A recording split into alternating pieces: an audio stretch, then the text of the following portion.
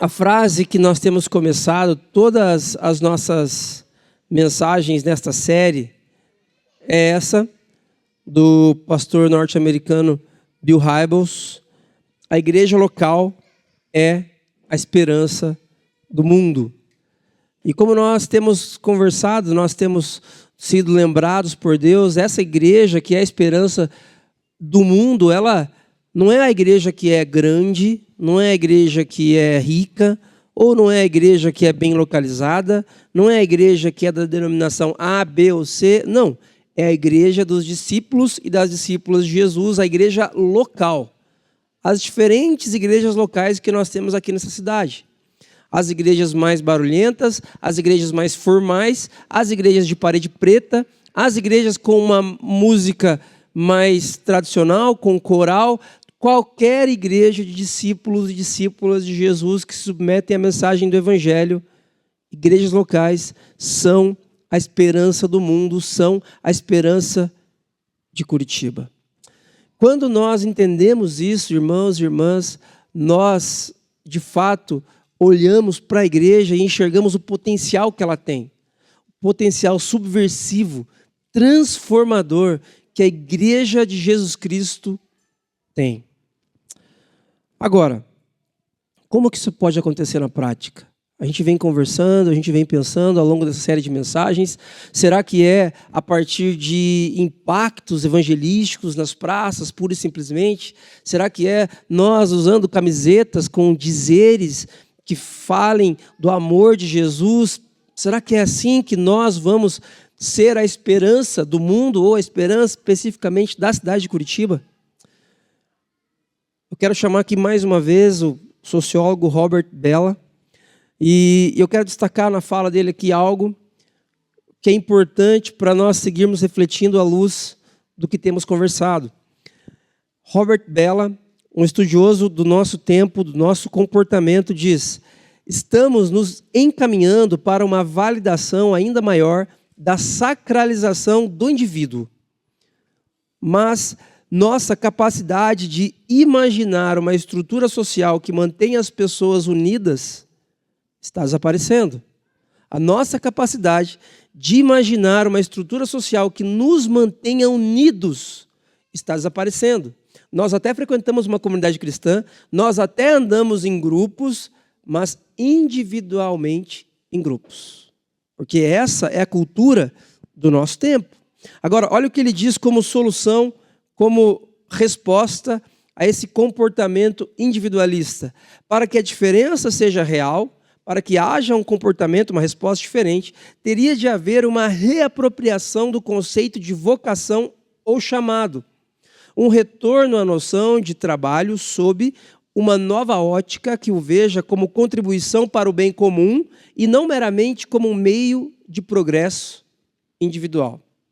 Então, o desafio para nós, como discípulos de Jesus, é de nos reapropriarmos do conceito de vocação. Como que a igreja de Jesus Cristo pode ser esperança para Curitiba? Não é simplesmente a partir de gestos que sejam visivelmente proselitistas, a fim de convencer alguém. Nós saímos daqui hoje e vamos almoçar em algum lugar estratégico, e nesse lugar nós entregamos folhetos para as pessoas que estiverem ali ao nosso redor e tentamos abordá-las e falar para elas a respeito do amor de Jesus. Esse gesto seria importante, seria válido, mas não é essa a ideia, não é por este caminho que nós seremos de fato esperança para Curitiba. Segundo o que Robert Bellah está propondo, nós seremos sim esperança para a nossa cidade quando nós nos reapropriarmos do conceito de vocação. Você trabalhando na área da saúde, você que trabalha na área da educação, você que é empresário, você que trabalha em diferentes ambientes da nossa cidade, da nossa sociedade, quando você se apropria da sua vocação no seu ambiente de trabalho, então a igreja passa a ser esperança para Curitiba, para nossa sociedade. O pastor Tim Keller, a respeito do trabalho e a respeito de como nós vemos o trabalho, ele diz o seguinte: não podemos colocar o trabalho como centro da vida ou a fonte final da esperança. Quando isso acontece, o trabalho se torna um ídolo e as pessoas acabam buscando nele a realização que só pode ser encontrada em Deus.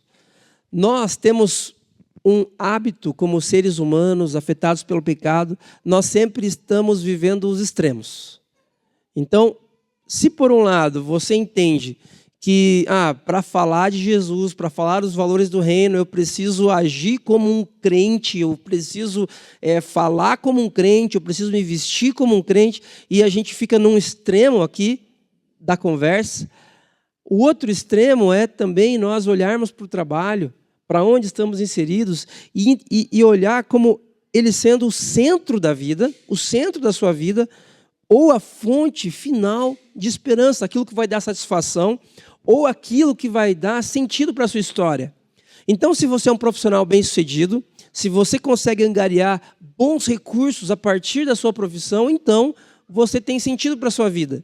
Mas se você tem alguma decepção no seu ambiente de trabalho, se as coisas não estão indo como você gostaria que estivessem, então você se sente extremamente frustrado, porque aquilo ali é a fonte final da sua esperança. Então nós não devemos nem menosprezar o trabalho, nem tornar o trabalho o centro da nossa vida. Tim Keller continua: muita gente está buscando consciência pessoal por meio da produtividade do sucesso, mas acaba extenuada. Eu vou trabalhar bastante, de segunda a segunda, das 8 às 8, e eu vou ganhar muito dinheiro, eu vou fazer por onde, eu vou conseguir. E o que você consegue, na verdade, é muito cansaço, é muita frustração física e emocional. Para outras pessoas, a motivação é levar para casa um contra-cheque de modo que possam aproveitar a vida de verdade, mas isso transforma o trabalho em amolação fútil. Porque a vida passa e tem coisas que o dinheiro não pode comprar. E, de repente, você conquista muitas coisas, você tem uma casa excelente, você tem a oportunidade de viajar mais de uma vez por ano, fazer boas viagens, mas você percebe que você perdeu o seu filho crescendo. E quando você se dá conta, seu filho é um adulto e é um desconhecido para você. O trabalho, quando você o coloca na dimensão do quanto ele pode devolver para você quanto a finanças, isso é importante, isso faz parte, mas quando essa é a proposta principal no seu coração, isso também se transforma em amolação fútil.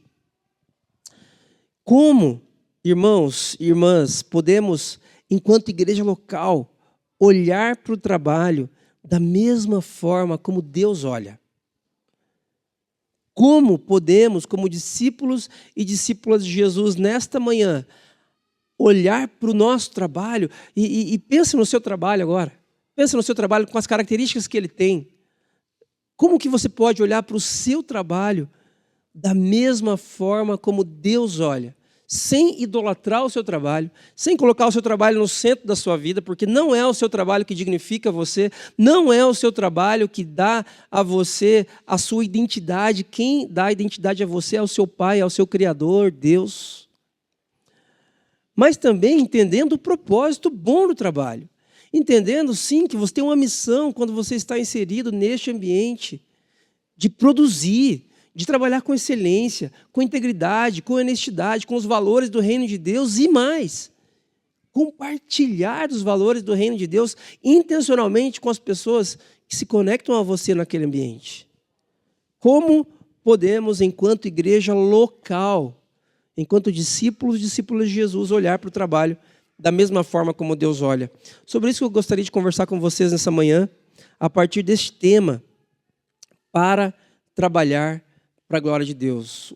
O nosso trabalho, ele tem um potencial muito grande de você fazer coisas que sejam de fato para a glória de Deus, mas ainda mais do que isso, afetar as pessoas que estão ao seu redor, que compram de você, que se conectam a você, que estão subordinadas a você, ou que lideram você. Mas para trabalhar para a glória de Deus, gente, nós não podemos pegar qualquer caminho. Eu estava vendo um vídeo ontem do Papa, não sei quantos viram, o Papa Francisco, dizendo que, sentado com alguns líderes religiosos de diferentes vertentes, e ele disse que todos os caminhos, todas as religiões levam a Deus. Ele disse que todos os caminhos levam a Deus. Quando ele disse isso, eu sou obrigado a falar, ok, é a sua opinião, mas ela está em desacordo com a sabedoria bíblica. A sabedoria bíblica diz que para chegarmos a Deus Pai, desconectados que estamos por causa do pecado, existe um caminho, a verdade e a vida. Esse caminho é Jesus. Para nós trabalharmos para a glória de Deus, também não existem inúmeros caminhos, não existem inúmeras possibilidades, existe um caminho e é o mesmo caminho. É Jesus. Para você trabalhar para a glória de Deus, você não tem escolha. Você precisa ser um imitador, um aprendiz de Jesus, no caminho que Jesus propôs enquanto esteve entre nós. E eu gostaria de conversar com vocês nessa manhã, lembrando que nós estamos falando a respeito do livro de Neemias.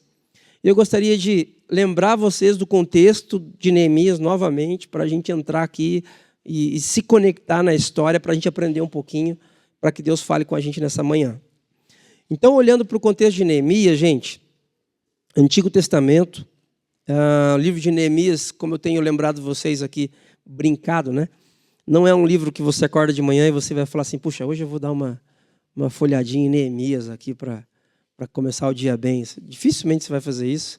Talvez você vá fazer isso em Salmos, Provérbios ou até em um dos Evangelhos, né? Talvez nas cartas de Paulo, mas Neemias provavelmente não.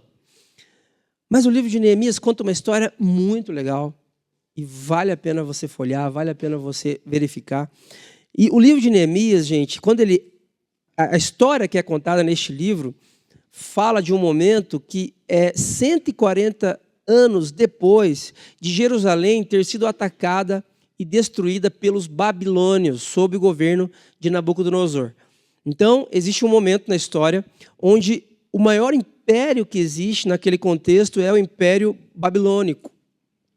E esse poderio militar começa a invadir as nações mais frágeis e oprimir essas nações, levando consigo o que essas nações têm de melhor, suas riquezas, os homens para que trabalhem como escravos e as crianças para que os sirvam quando crescerem.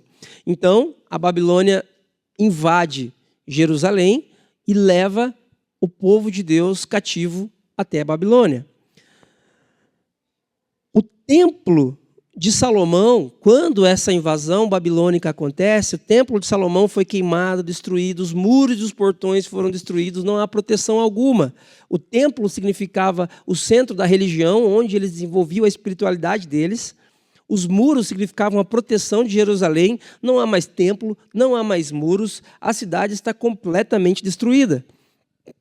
Ainda os bebês judeus foram levados ao cativeiro, ou seja, não há esperança de futuro. Nossas crianças não vão crescer e nos defender. Nossas crianças foram levadas também cativas. Diante dessas notícias, a respeito da situação de Jerusalém, Neemias, quando ele fica sabendo disso, 140 anos depois. 140 anos depois do que aconteceu ali com o povo de Jerusalém sendo levado para a Babilônia, Jerusalém sendo destruída, Neemias fica sabendo que as coisas ainda estão mal, que os muros ainda estão destruídos, que os portões ainda estão destruídos e que a cidade ainda está um caos. Quem ficou lá passa fome, quem passou lá está sob risco de povos mais fortes entrarem quando quiserem para destruí-los. Então Neemias, diante dessa informação, Neemias senta-se, chora e ora a Deus. Neemias lamenta e ora a Deus. Ainda, Neemias se prepara, e ele fica um período se preparando, e ele aguarda uma oportunidade para conversar com o rei, agora o rei da Pérsia. Por que, gente? Rei da Pérsia, não da Babilônia. Nesse período de 140 anos, a Babilônia deixou de ser o povo mais forte. E o povo mais forte passou a ser a Pérsia. E quando isso acontece, Neemias agora não está mais sob o domínio da Babilônia. Neste período, Neemias está sob o domínio e o governo dos persas. Neemias, então, vai até Artaxerxes, rei da Pérsia, e pede: eu gostaria de voltar para Jerusalém para reconstruir os muros de Jerusalém para abençoar o meu povo. E Neemias consegue a autorização para deslocar-se de Suzã, onde ele estava, uma das capitais da Pérsia, até Jerusalém com a finalidade de reconstruir a cidade. Ok. Na semana passada, irmãos e irmãs, nós conversamos sobre isso aqui. Os muros eles foram reconstruídos em 52 dias. Ficaram 140 anos destruídos. E em 52 dias, eles foram reconstruídos com a ajuda de improváveis e sem a ajuda de alguns prováveis, conforme a gente falou na semana passada. As filhas de Salum ajudaram na reconstrução e alguns nobres de quem se esperava muita coisa não se envolveram, não ajudaram. Agora, presta atenção nisso. Apesar dos muros assegurados, reconstruídos em seu lugar, o povo de Deus sabe que a segurança por si só não é suficiente para garantir a vida daquela comunidade. Gente, o povo de Deus sabia que apesar dos muros terem sido reconstruídos em volta de Jerusalém, isso por si só não garantiria a segurança daquele povo. Eu quero que você pense um pouquinho no seu ambiente de trabalho. Nós hoje, a nossa cultura nos ensina de que para você ter segurança, você precisa estar num trabalho, num ambiente onde você é valorizado, onde você goza de uma certa estabilidade financeira, profissional, e então você está bem, você está seguro, você se organiza por alguns meses, você está num lugar onde você é respeitado, onde você respeita as outras pessoas. Isso é segurança, um ambiente de trabalho estável.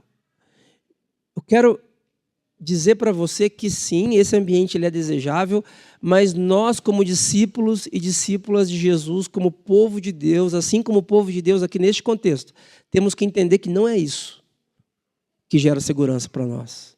A verdadeira segurança, a segurança que não tem a ver com as circunstâncias, a proteção que não tem a ver com dinheiro, que não tem a ver com estabilidade profissional, essa segurança, ela vem de uma outra fonte.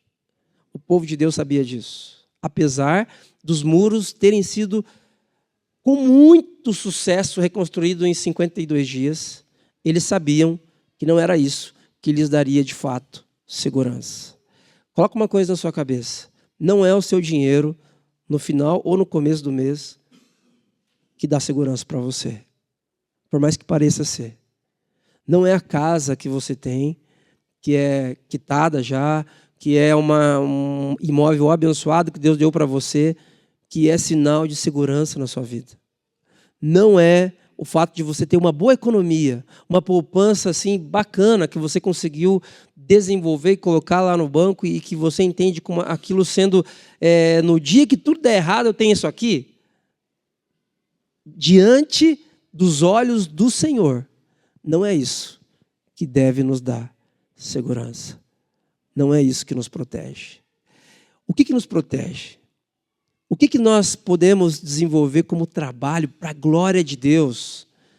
Olhando para o trabalho com os olhos que Deus olha. Sem idolatrar o trabalho, mas ao mesmo tempo sem deixar de trabalhar para a glória de Deus onde estamos inseridos. Eu quero destacar com vocês algumas coisas que o povo de Deus fez aqui no contexto de Neemias e que eu e você podemos fazer hoje, onde estamos inseridos. Primeiro, sempre lembre-se das palavras de Deus. Sempre lembre-se das palavras de Deus. Muitas vezes nós somos tentados a olhar para a sabedoria bíblica e enxergar na sabedoria bíblica um livro muito legal, uma literatura muito bacana, mas é um livro antigo, ultrapassado, que não tem nada a ver com a minha, com a sua vida. O que a Bíblia tem a ver com a sua vida às 9h30 de amanhã? Quando você estiver na correria, no seu trabalho, indo e vindo, precisando entregar um monte de coisa para ontem. O que a Bíblia tem a ver com a sua vida às 9h30 da segunda, às 15 horas de quarta, às 18 horas de sexta-feira? Tem tudo a ver. Lembre-se sempre das palavras de Deus. Olha só. No livro de Neemias, a partir do capítulo 8, que a gente vai conversar hoje, vamos lembrar do contexto, gente. Os muros foram reconstruídos e o momento aqui é de celebração. 140 anos que os muros ficaram destruídos. Em 52 dias nós nos ajudamos e reconstruímos. O clima aqui é para cima. É gostoso, as coisas estão indo bem. Tem muita coisa para arrumar ainda, tem muita coisa para reconstruir, mas o clima é favorável. E diante desse clima favorável, olha o que eles fazem. Em vez de eles simplesmente fazerem uma festa, simplesmente festejarem por um ano seguido, o que eles fazem é outra coisa. É lembrar-se das palavras de Deus. Olha só, Neemias 8, a partir do verso 1. Todo o povo juntou-se como se fosse um só homem na praça, em frente da porta das águas. Essa expressão aqui, como um só homem na praça, quer comunicar para mim e para você que é um ajuntamento solene. Não é qualquer ajuntamento. Não é uma multidão espalhada gritando para lá e para cá. Não, é todo o povo.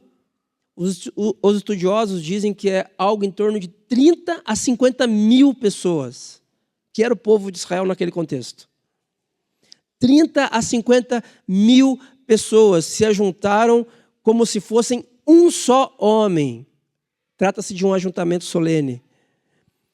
Pediram ao escriba Esdras que trouxesse o livro da lei de Moisés, que o Senhor dera a Israel. O livro da lei de Moisés continha, provavelmente, os 5 primeiros livros da Bíblia, que nós conhecemos hoje: Gênesis, Êxodo, Levítico, Números e Deuteronômio, que o povo de Israel chamava de Torá, a lei, a lei. Podia conter outras coisas também, como alguns livros poéticos, alguns livros de alguns profetas, mas seguramente nós estamos falando aqui da Torá, dos 5 primeiros livros da Bíblia, que para o povo de Israel servia como um guia.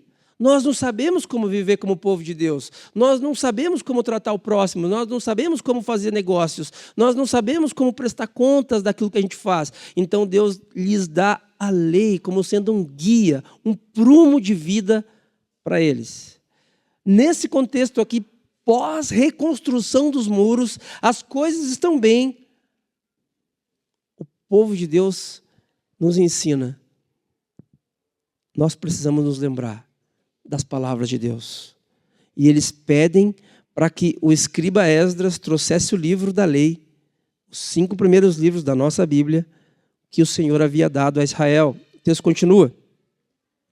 Verso 2. Assim, no primeiro dia do 7º mês, o sacerdote Esdras trouxe a lei diante da assembleia, que era constituída de homens e mulheres, de todos os que eram capazes de entendê-la. Ele a leu em alta voz desde o raiar da manhã até o meio-dia, de frente para a praça, em frente da porta das águas, na presença dos homens, das mulheres e dos que tinham entendimento da lei. Todo o povo ouvia com atenção, verso 3, a leitura do livro da lei. Olha só, gente, o trabalho dos 52 dias acaba mais ou menos entre agosto e setembro do nosso tempo. Isso aqui, 7º mês, é algo em torno de setembro e outubro. Então, assim, quase que imediatamente, mais ou menos 30 dias depois, no máximo, o povo está se reunindo, não para pedir bênção para Deus. Deus nos ajuda a gente a reconstruir os muros. Agora a gente quer a cidade mais rica do mundo. Nós queremos ser o império agora que vai se aproveitar dos outros porque se aproveitaram da gente. Não. O que eles estão fazendo é, 1 mês depois dos muros terem sido reconstruídos, é permitirem com que sejam moldados pela história que Deus conta a respeito deles. Olha o que eles fazem, gente. Ele leu a palavra, Esdras, o sacerdote Esdras, lê em alta voz, olha o tempo disso, desde o raiar da manhã até o meio-dia. Se eu falar aqui meia hora a mais do que eu falo de costume, vocês me deixam falando sozinho aqui. Ninguém quer ouvir 2 horinhas de uma leitura, de um sermão, de uma coisa assim.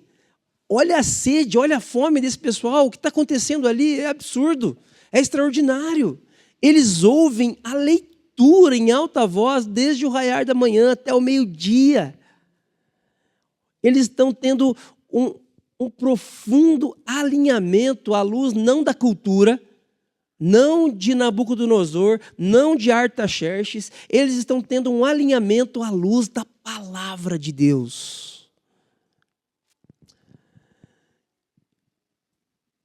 Todo o povo ouvia com atenção a leitura do livro da lei. Irmãos, irmãs, eu quero que todos nós aqui sejamos agentes não secretos, agentes especiais do reino de Deus, onde nós estamos inseridos. Onde você trabalha, o desejo do meu coração, a minha oração é que você trabalhe para a glória de Deus. Subvertendo os ambientes onde você está inserido, mostrando para essas pessoas submetidas, escravizadas pela cultura, que não é a cultura que tem a última palavra, é o Senhor. É Jesus, aquele que venceu a morte. Esse é o desejo do meu coração, mas para que isso seja verdade, nós, como povo de Deus, precisamos nos submeter à palavra. À palavra. O bom trabalho somente será realizado no seu ambiente de trabalho se antes de você se submeter a um líder, se antes de você se submeter ao seu próprio dinheiro, à sua própria profissão, você se submeter às palavras de Deus. O povo de Deus, aqui nesse contexto, dá 3 respostas à palavra que está sendo lida, e eu queria destacar aqui com vocês 3 respostas que eu e você temos que dar à palavra. A primeira delas é intelectual, tá?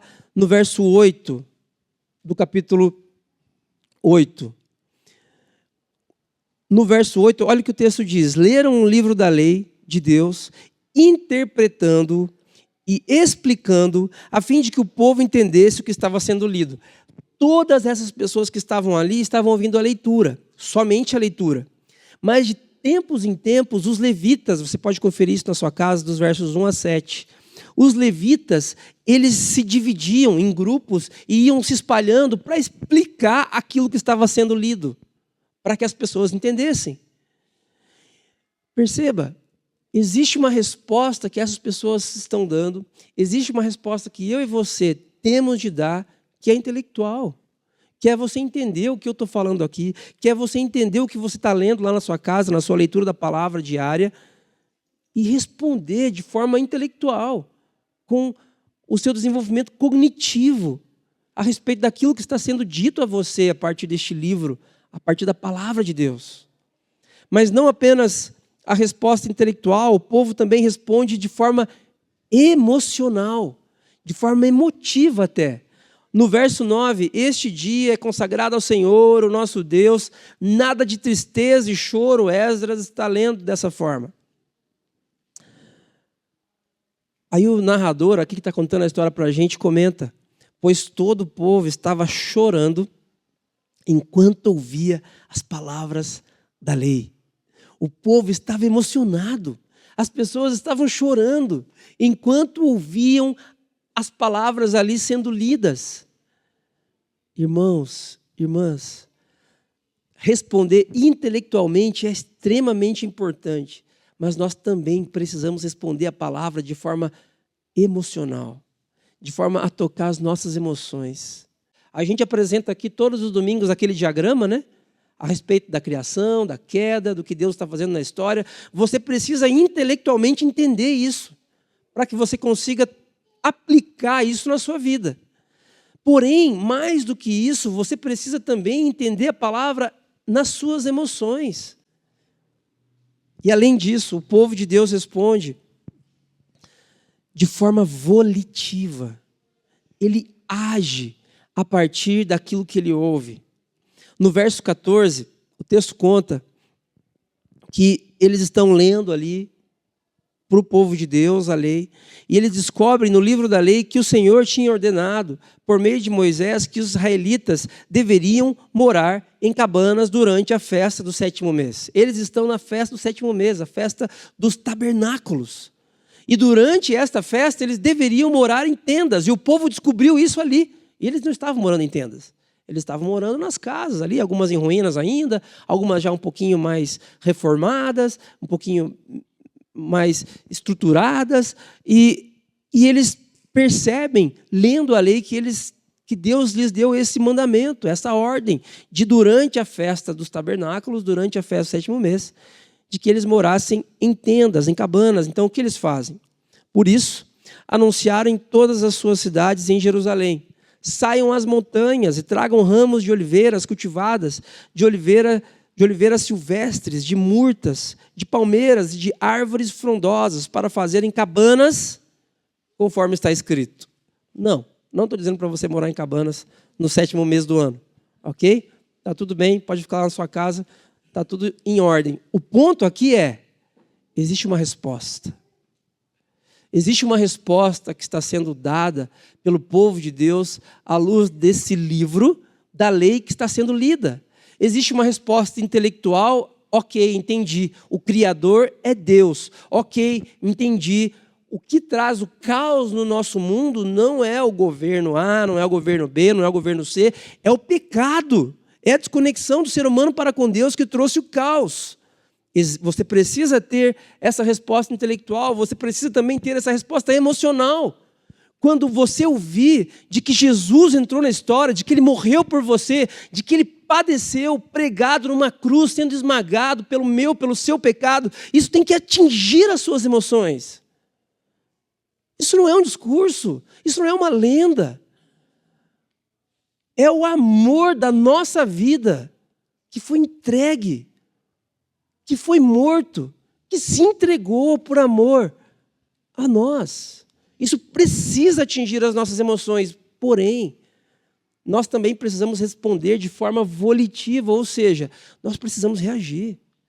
Nós precisamos ir pedir perdão para quem nós precisamos pedir perdão. Nós precisamos sair de algumas áreas do nosso ambiente de trabalho que nós sabemos que não estão de acordo com o reino de Deus. Os valores do reino de Deus são paz, justiça e alegria no Espírito Santo de Deus. Os valores que não têm a ver com isso, os valores que têm a ver com injustiça, os valores que têm a ver com desigualdade, com desonestidade, nós precisamos nos apartar deles. A questão, irmãos e irmãs, é que muitas vezes nós não percebemos isso, nós não sabemos que estamos em desacordo. Isso pode acontecer com você, isso aconteceu com o povo de Deus. Quando eles descobriram, 7º mês, deveríamos estar morando em cabanas, eles providenciaram isso. Eu quero desafiar você.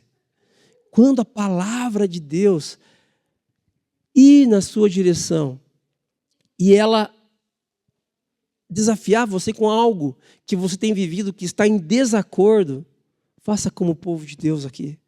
Ainda que seja um pouco custoso, morar em cabanas não era fácil para eles também. Ainda que seja custoso, molde, ou melhor, deixe com que a sabedoria bíblica molde a sua vida para a glória de Deus, onde você está inserido no seu ambiente de trabalho. Você quer olhar para o trabalho com os olhos que Deus olha? Lembre-se das palavras de Deus. Lembre-se das palavras de Deus e responda a palavra de forma intelectual, emocional e volitiva. Ainda, você quer trabalhar para a glória de Deus, então reconheça e confesse seus pecados. Reconheça e confesse seus pecados. Percebam, nós estamos conversando hoje, pensando no ambiente de trabalho, mas estamos falando sobre espiritualidade, sobre formação espiritual. Porque é sobre isso mesmo.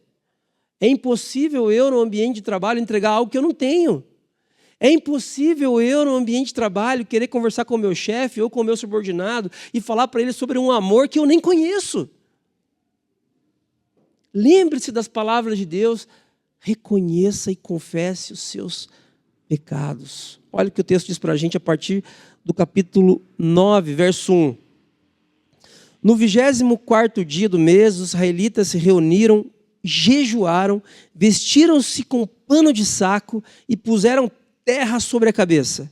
Esse era um comportamento, era uma tradição que apontava para humilhação.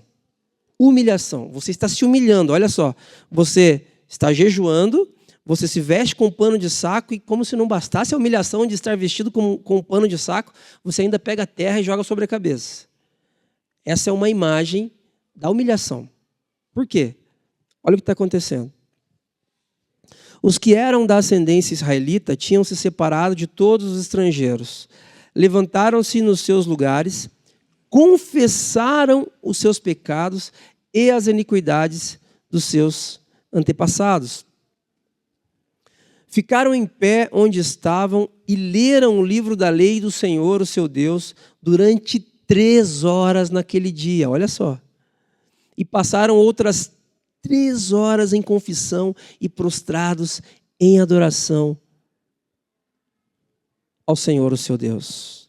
Gente, se nós começarmos aqui agora um momento de confissão de pecados, e cada um fizer uma oração de confissão de pecados, por mais que todos nós aqui façamos, eu acho que não vai durar muito tempo.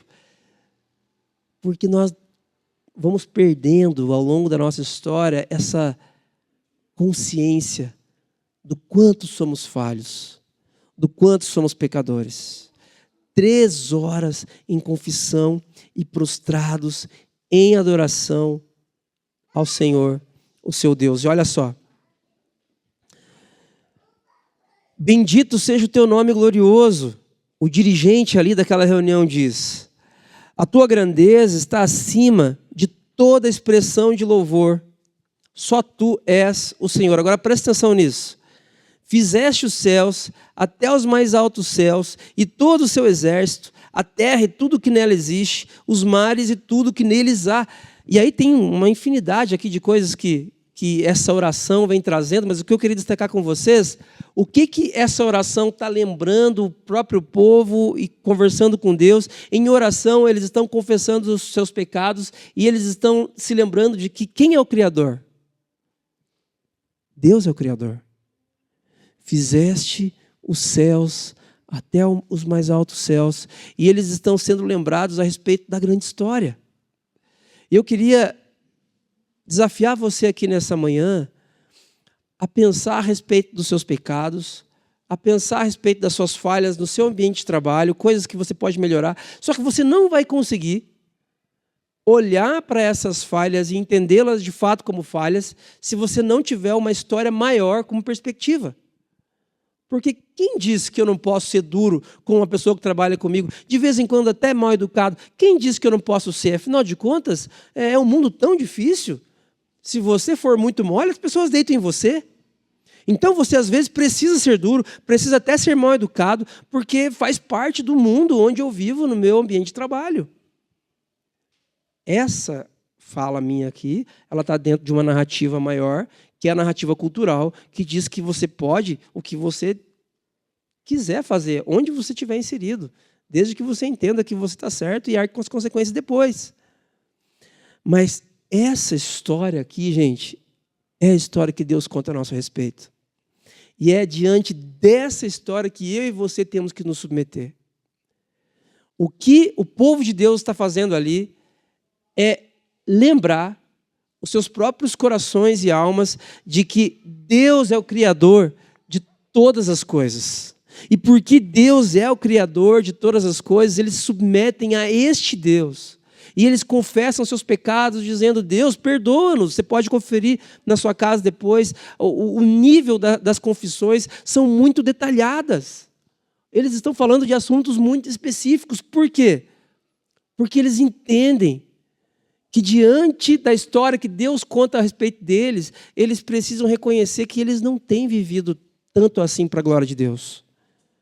Gente, vocês examinem depois na Bíblia de vocês esse capítulo 9, que fala a respeito dessa confissão, a gente não vai olhar aqui com o tempo, e percebam que eles não colocam a culpa do sofrimento deles nos babilônios. eles não colocam a culpa nos persas, eles confessam os pecados. Você quer transformar o seu ambiente de trabalho? Para de colocar a culpa no governo A, no governo B. Para de dizer que o seu ambiente de trabalho é complicado porque o chefe, porque o subordinado, porque a empresa é assim, assado, cozido e frita. Não! Se você quer transformar o seu ambiente de trabalho, submeta-se à palavra de Deus e reconheça os seus pecados. Confesse os seus pecados. Eles falam da criação, eles sabem de que o pecado, a queda, a desconexão do ser humano para com Deus é que traz o caos para eles, é que tem trazido o caos para eles, e eles estão nesse momento aqui na história. Em Gênesis 12, Deus chama um homem chamado Abraão para que dele surgisse uma nação que um dia seria luz para todas as nações. A partir dessa nação viria uma pessoa que nos redimiria, Jesus. Só que eles não sabem ainda. Eles ainda vivem a expectativa. O contexto de Neemias está aqui. A redenção foi iniciada, existe uma expectativa, essa seta aponta para a cruz, que um dia virá, mas que naquele contexto ainda não veio. Nós sabemos que Jesus virá um dia, e o povo de Neemias experimentaria isso, os descendentes deles. Jesus viria como veio. Nós somos agora esse povo de Deus aqui em missão, a igreja em missão, que sabe que um dia tudo vai ficar bem. Nós veremos o contexto da nova criação. Essa história aqui, gente, precisa moldar a nossa vida, a nossa maneira de pensar, a nossa maneira de agir, inclusive, especialmente no nosso ambiente de trabalho. Quando essa história aqui moldar a sua mente, o seu coração, então, quando você estiver diante das pessoas onde você exerce o seu trabalho, essas pessoas verão em você Cristo, a esperança da glória. Porque você se submete à palavra e porque você reconhece que você não é melhor do que ninguém. João Calvino, reformador do século XVI, dizia que para a gente conhecer a Deus, antes a gente precisa se conhecer. Um povo que diante da reconstrução dos muros em 52 dias, olha que coisa incrível, imagina, isso deve ter bombado no Instagram da época, nas revistas da época, muro que estava destruído há 140 anos foi reconstruído pela liderança forte de Neemias em 52 dias. Uau! Olha só, gente, incrível isso. Mas esse mesmo povo que reconstrói os muros sob o governo, sob a liderança, melhor dizendo, de Neemias, este mesmo povo, quase um mês depois, está confessando pecados, confessando pecados, confessando pecados, confessando pecados. Porque este povo quer ser moldado pela história que Deus conta a respeito deles. E ainda, gente, uma terceira coisa que eu queria destacar com vocês aqui neste texto. Para que você trabalhe para a glória de Deus, comprometa-se a viver em aliança com Deus. A lei de Deus nos norteia, nos dá um norte, nos mostra para onde devemos ir, como devemos viver. Por nossa vez, nós reconhecemos que nós não conseguimos e por isso nós reconhecemos nossos pecados diante de Deus. Mas depois que a gente reconhece os nossos pecados, nós nos comprometemos com Deus para viver em aliança com Deus. Olha só, gente, no capítulo 9, no último versículo, você pode conferir aí na sua Bíblia, o texto diz assim: em vista disso tudo o quê? Do capítulo 8 em diante.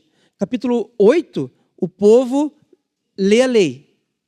Lê os 5 primeiros livros da Bíblia. Capítulo 9 inteiro, eles pedem perdão para Deus. À vista de tudo isso, nós então fizemos um acordo, nós estamos fazendo um acordo, por escrito e assinado pelos nossos líderes, pelos nossos levitas e pelos nossos sacerdotes. Capítulo 10, verso 28. Sacerdotes, levitas, porteiros, cantores, servidores do templo e todos os que se separaram dos povos daquelas terras por amor à lei de Deus, com as suas mulheres e com todos os seus filhos e filhas com idade suficiente para discernir. Agora se une aos seus irmãos, os nobres, e se obrigam, sob maldição e com juramento, a seguir a lei de Deus dada por meio de Moisés, servo de Deus, e a obedecer fielmente a todos os mandamentos, ordenanças e estatutos do Senhor, o nosso Deus. Olha o que eles estão fazendo aqui. Eles já leram a Bíblia, a lei deles ali, eles já pediram perdão para Deus por não darem conta, muitas vezes, por terem desobedecido, e agora eles estão se comprometendo. Eu quero desafiar você aqui nessa manhã a se comprometer a viver em aliança com Deus, não aliança com a cultura, não aliança com o seu trabalho, com o seu patrão, aliança com Deus, para obedecer e viver fielmente como povo de Deus espalhado pela cidade de Curitiba. Como que nós podemos fazer isso, gente? Vivendo, imitando o nosso Mestre Jesus. Reconheça suas falhas nessa manhã. Reconheça que você não consegue, mas comprometa-se a viver, a tentar, capacitado pelo Espírito Santo, a viver para a glória de Deus, compartilhando de outros valores onde você está inserido. O que está acontecendo aqui, gente, nada mais é do que isso aqui. Ó. É um tratado de suzerania e vassalagem. Isso aqui é muito comum nos tempos antigos.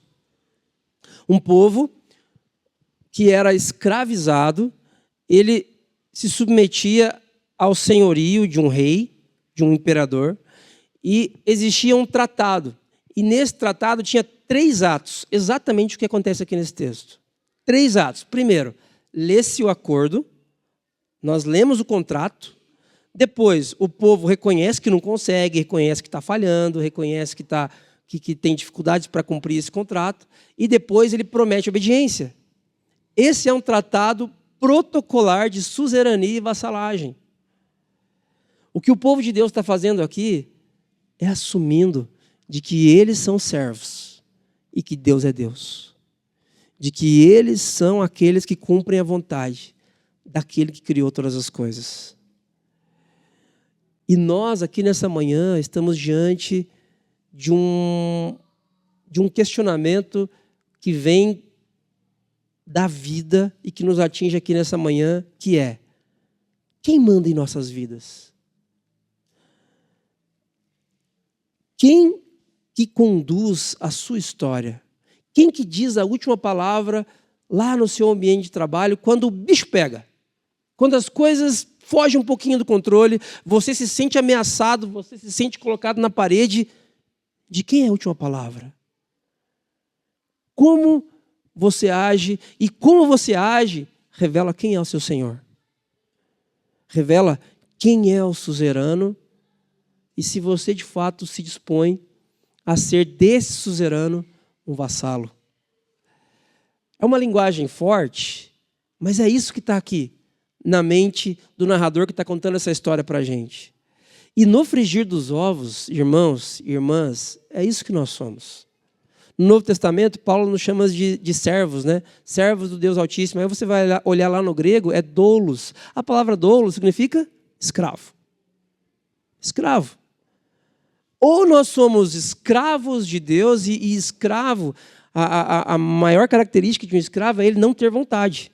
Ele não tem vontade própria. E é isso mesmo. Porque se eu tenho vontade própria, então eu sou o meu próprio Deus. Eu dou a última palavra a respeito das demandas da minha vida. Mas não é isso que nós queremos. Nós queremos nos lembrar essa manhã das palavras de Deus.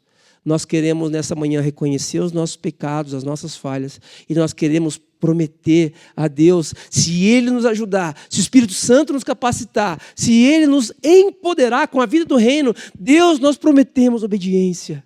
Nós vamos falhar, nós vamos errar, nós vamos envergonhar o Evangelho aqui ou acolá, mas Deus, nós queremos este caminho para trabalharmos o bom trabalho para a sua glória e para o bem das pessoas que nos cercam. Eu queria destacar com vocês o último versículo desses capítulos 8, 9 e 10, está lá no capítulo 10, verso 39.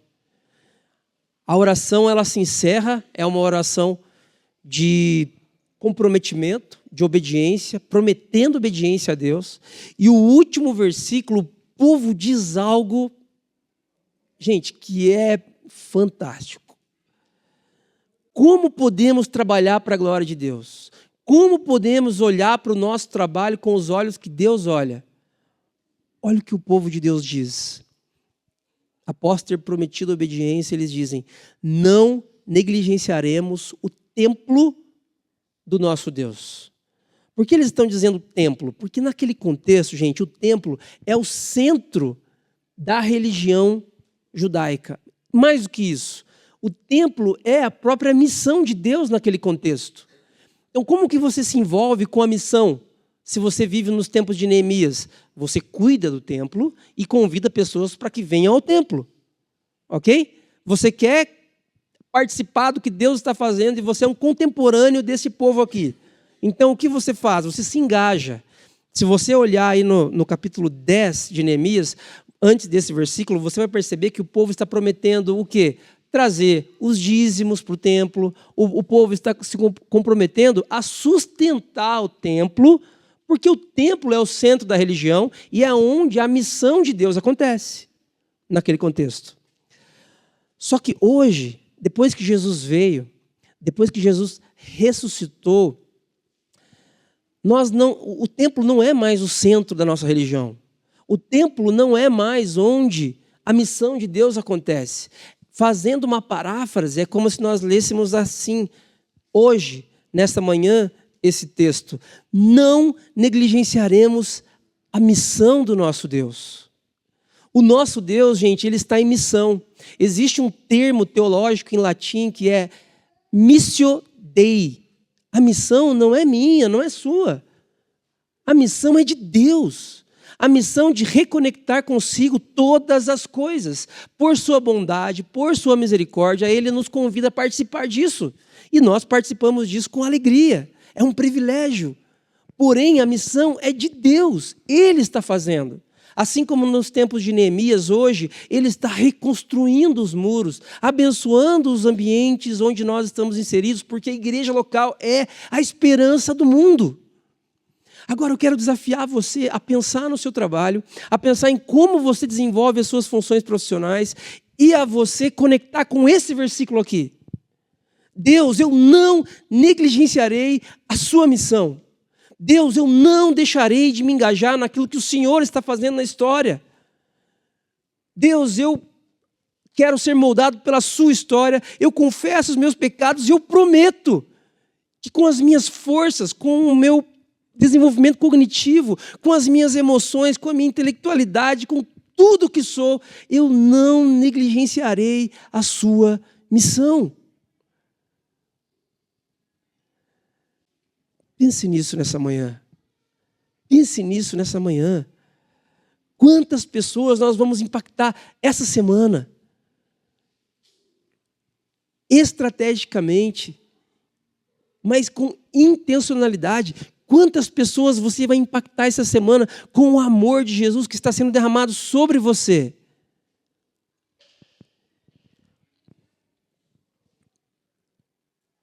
O missiólogo Michael Gorin, a respeito da missão da igreja, olha o que ele diz. Deus forma um povo, a igreja, para tornar conhecido o que ele pretende para a vida humana. O povo de Deus é uma prévia da nova criação que está por vir. Gente, quando você é moldado pelas palavras de Deus,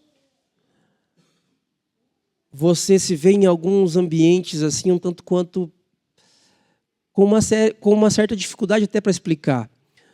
Alguém chega no seu ambiente de trabalho e pergunta para você: ok, entendi que você é uma pessoa honesta, uma pessoa íntegra, mas por que você não quer se envolver com isso? Você vai se dar bem. Por que você não quer fazer isso? Aí você fala assim: porque são meus princípios.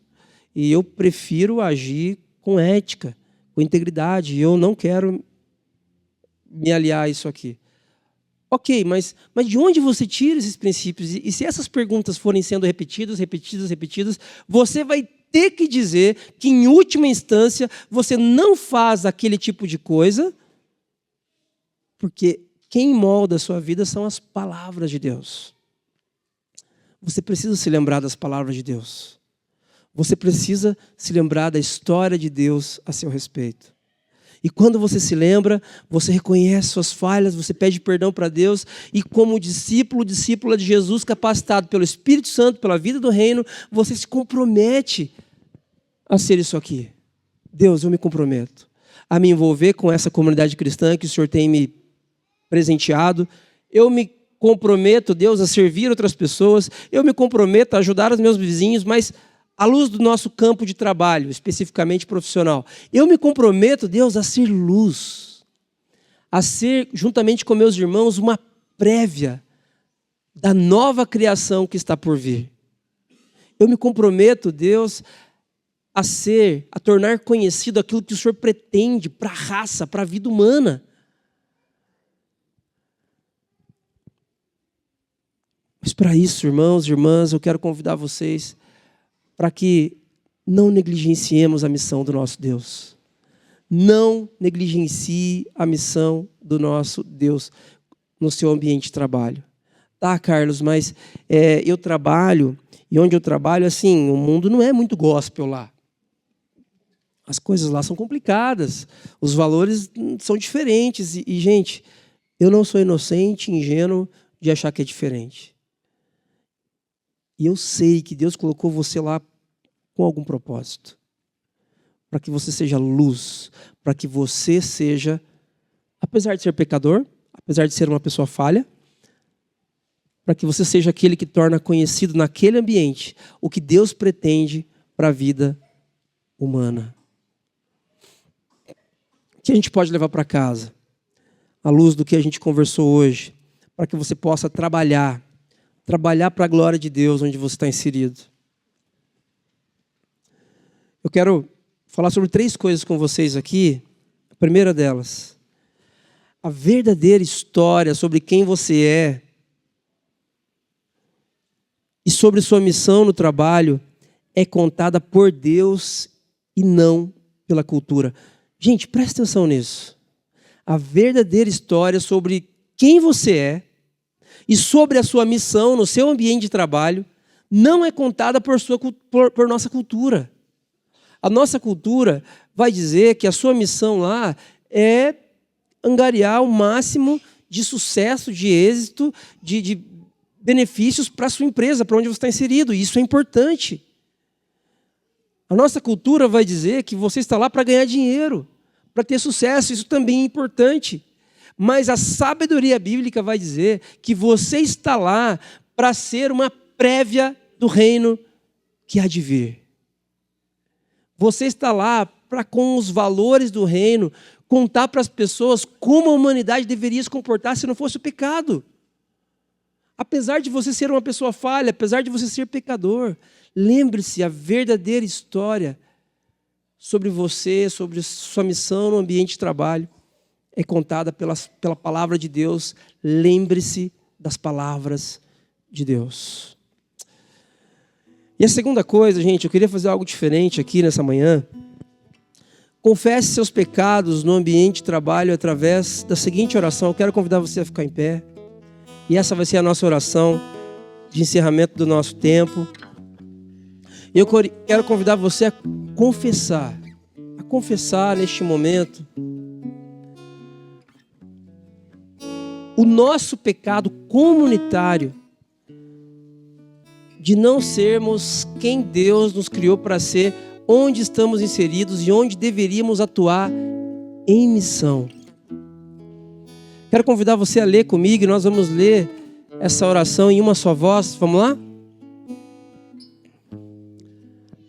Pai, confessamos as maneiras pelas quais pecamos através do nosso trabalho no mundo. Temos usado nossos dons para servir a nós mesmos e não ao próximo. Temos buscado nossos próprios reinos em vez de buscar o seu reino em nossas ocupações, bairros e cidade. confessamos que temos sido moldados por histórias falsas e não pela história bíblica.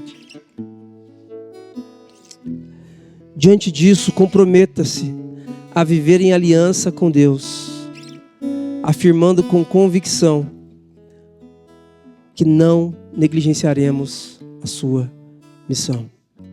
Nós pedimos perdão para Deus e nós pedimos agora, Deus, nós não queremos negligenciar a sua missão. Nós queremos participar daquilo que o Senhor está fazendo. Vamos cantar?